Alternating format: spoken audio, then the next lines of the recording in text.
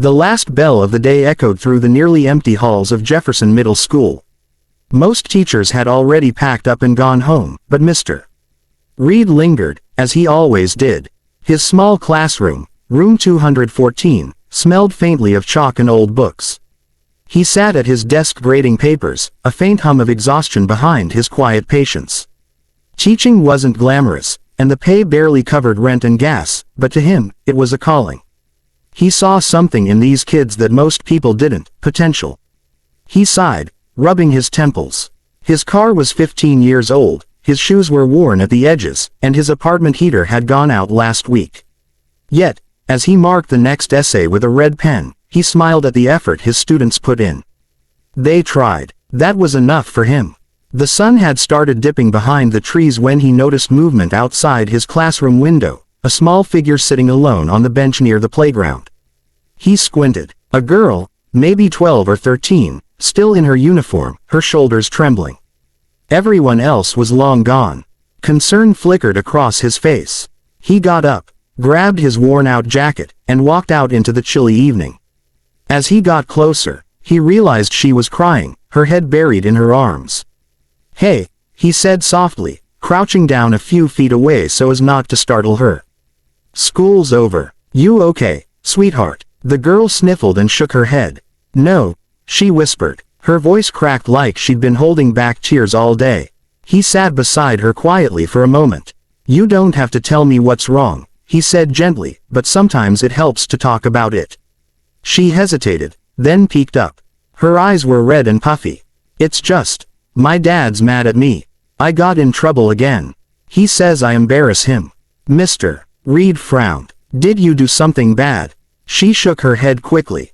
"No, I didn't want to talk to people at the school event. There were cameras and important people, and I froze up. He said I made him look bad." Tears welled up again. Something twisted in Mr. Reed's chest. He'd seen that before, the crushing pressure parents sometimes put on their kids to be perfect. "That's not fair," he said softly. "Everyone gets nervous sometimes. You didn't do anything wrong." She looked at him, uncertain. "You think so? I know so," he said. "You're just a kid, and even adults freeze up sometimes. I still get nervous when the principal observes my class." That made her giggle through her tears, just a little. "There's that smile," he said warmly. "See, you look better already." They talked for a while. About her favorite subject, art, her least favorite, math, and her dream of being a painter one day. She confessed her dad didn't understand why she wanted to waste time drawing. Mr. Reed's heart sank. "Art isn't a waste," he told her. "It's a gift. If that's what makes you happy, don't give up on it." "Okay," she nodded, wiping her face. By now, the schoolyard was empty and quiet except for the chirping of crickets. He checked his watch. "Do you have someone coming to pick you up?" She hesitated. "Dad said he'd come, but he's probably busy." "All right, Mr. Reed said, pulling out his phone. "Let me call the office, just to be safe." Before he could, the growl of an expensive engine rolled across the parking lot, a black luxury SUV pulling up fast. The headlights washed over them, and the door swung open. A tall man in a gray suit stepped out. His expression was stern, controlled. His shoes alone looked like they cost more than Mr. Reed's entire outfit. "Amelia," the man barked, striding toward them. "I told you to wait by the gate, not wander off." The girl jumped to her feet. I'm sorry, Dad." Mr. Reed stood up slowly. "Sir." She wasn't wandering. She was just sitting here. She was upset, so The man's eyes flicked to him, sharp and assessing. "And who are you?" "Her teacher," Reed replied calmly. "Mr. Reed, I just wanted to make sure she was all right." The man's jaw tightened. "Appreciate the concern," he said curtly, placing a protective hand on his daughter's shoulder. "But I can take it from here." Reed nodded. "Of course. She's a bright kid. Just needed someone to talk to." The man didn't respond. He opened the car door for his daughter.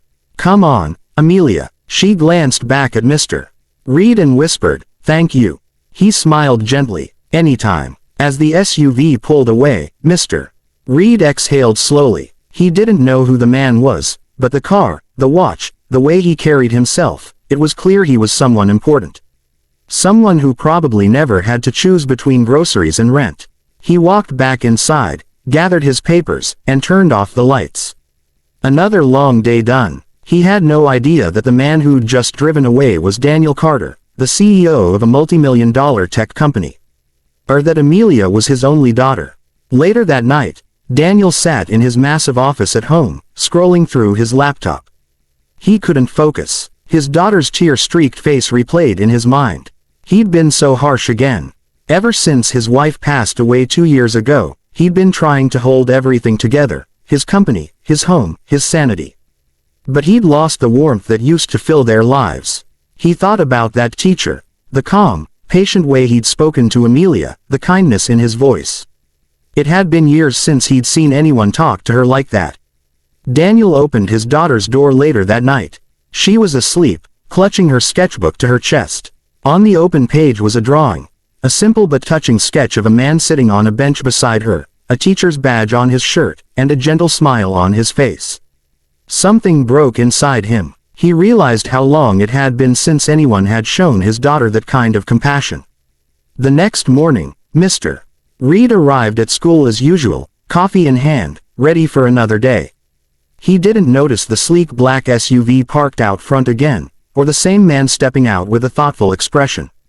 He was about to find out that one small act of kindness was about to change his life forever.